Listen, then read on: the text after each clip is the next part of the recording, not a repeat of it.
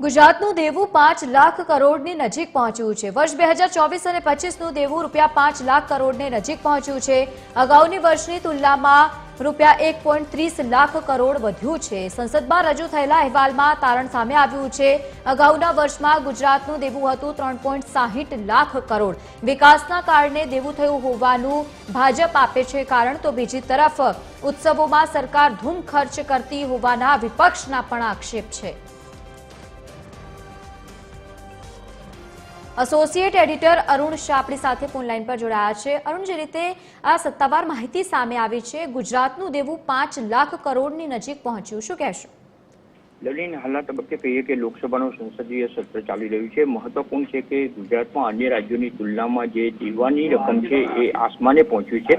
પ્રાપ્ત થયેલી અને સંસદમાં સત્તાવાર રીતે ભાજપની કેન્દ્ર સરકાર દ્વારા જે વિગતો રજૂ કરવામાં આવીને અહેવાલ રજૂ કરવામાં આવ્યો, તેમાં ગુજરાતનું દેવું જો જોઈએ તો 5 લાખ કરોડને આંબી જાય, એટલે કે 5 લાખ કરોડની નજીક પહોંચી ગયું છે।